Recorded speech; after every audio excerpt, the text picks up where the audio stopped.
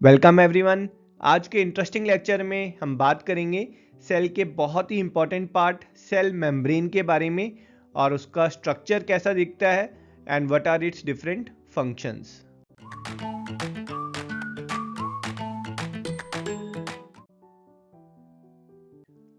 Okay, last lecture में हमने बात की थी सेल को हम तीन मेजर पार्ट्स में डिवाइड कर सकते हैं। फर्स्ट इज सेल मेम्ब्रेन जो सेल की आउटर लेयरिंग है। सेकेंड इज न्यूक्लियस जो सेल के सारे फंक्शंस कंट्रोल करता है। And third is cell organelles cell के जो मिनिएचर ऑर्गन्स हैं। तो इस लेक्चर में हम बात करेंगे सेल मेम्ब्रेन के बारे में। सेल मेम्ब्रेन जो आउटर लेयर है सेल्स की, और ये फाउंड होती है हमारा प्रोकैरियोट और यूकैरियोट, मतलब जो प्रिमिटिव सेल्स हैं उनमें भी सेल मेम्ब्रेन होती है, एंड यूकैरियोट इज जो एडवांस सेल्स हैं उनमें भी हर सेल में सेल मेम्ब्रेन इज फाउंड।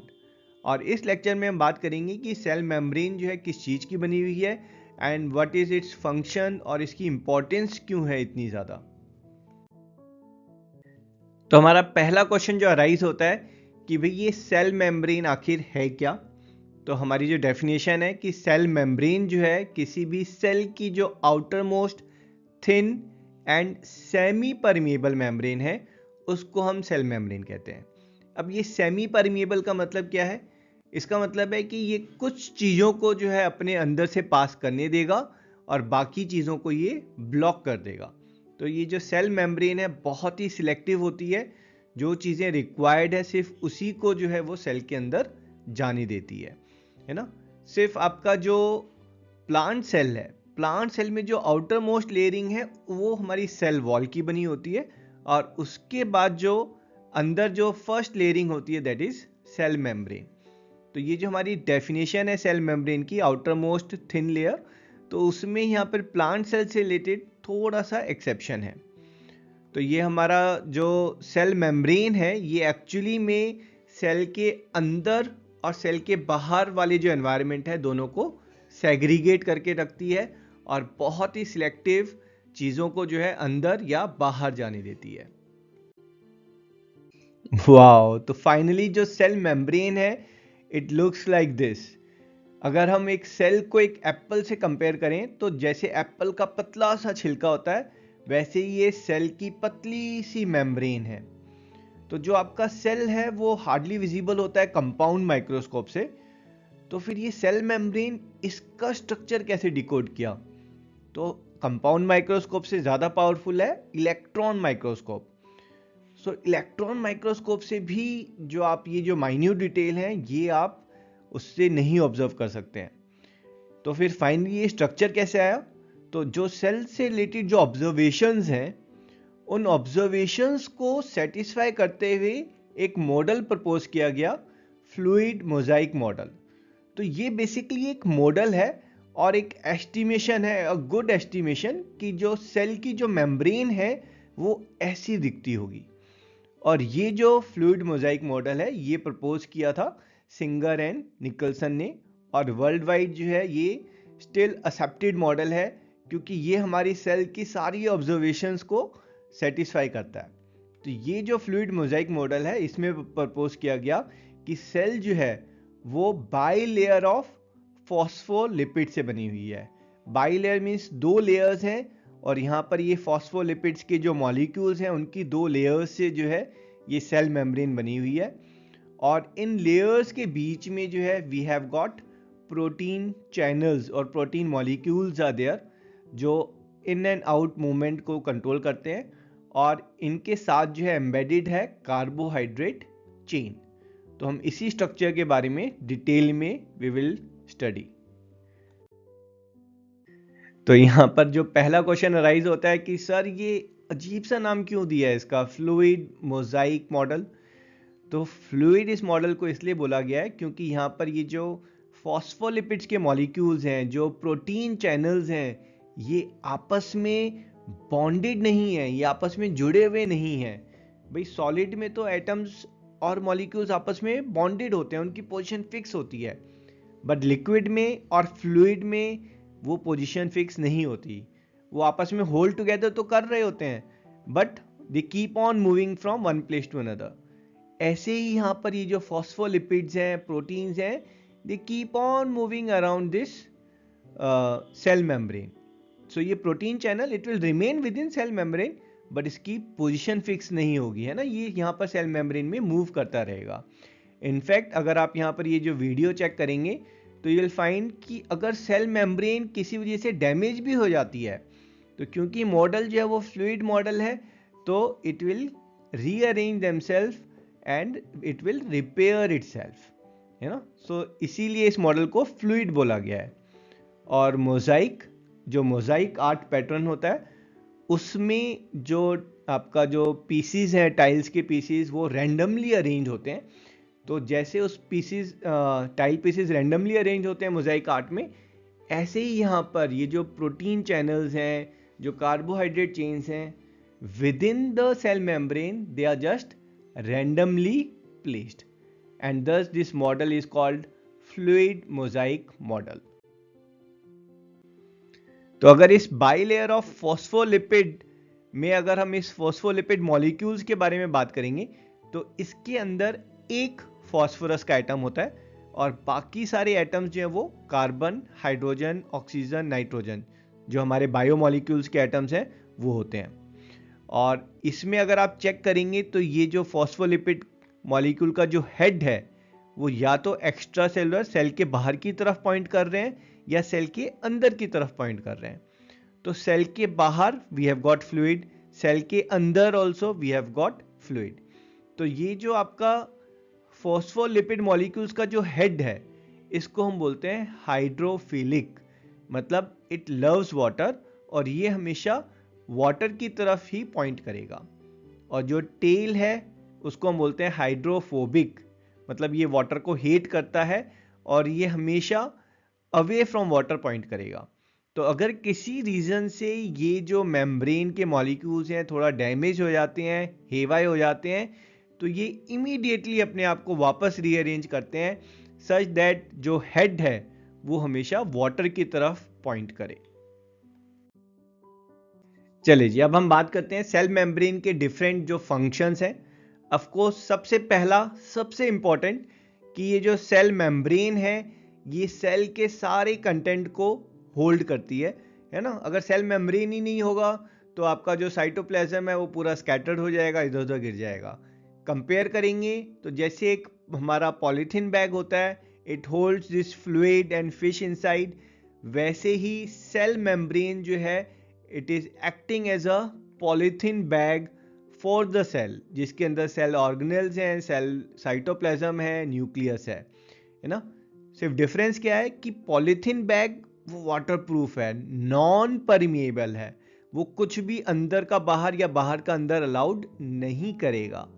जबकि सेल मेम्ब्रेन जो है वो सेमी परमिएबल है. ठीक है, इस पॉलीथीन बैग में ये जो फिश हैं ये after some time they will die. क्यों? क्योंकि भाई बाहर से ऑक्सीजन अंदर नहीं जा पा रही है, अंदर की कार्बन डाइऑक्साइड बाहर नहीं जा पा रही है. बट ये केस सेल मेम्ब्रेन के साथ नहीं है. सेल मेम्ब्रेन जो है ये गैस एक्सचेंज को अलाउ करता है ना. Is that what it means by semi permeable. Another very important function of cell membrane is to regulate what goes in and outside the cell, and thus we call cell membrane as semi permeable. कि कुछ चीज़ें जो हैं वो cell के अंदर और बाहर जाना अलाउड है, बाकी चीज़ों को परमिशन नहीं है. ठीक है, तो जो छोटे मॉलिक्यूल्स हैं वो सेल मेम्ब्रेन इजीली क्रॉस कर सकते हैं with the help of diffusion और ऑस्मोसिस. जो बड़े मॉलिक्यूल्स हैं उनका ये फैसिलिटी नहीं है. ये जो ट्रांसपोर्ट है in and out of the cell, that's categorized in two ways.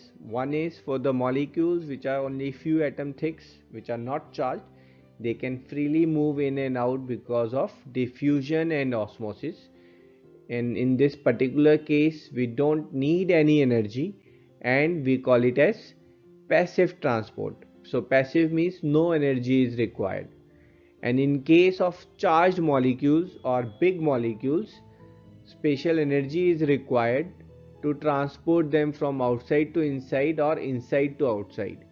So that energy in form of ATP is used. तो जहां पर एनर्जी यूज हो रही है, there we call it as active transport.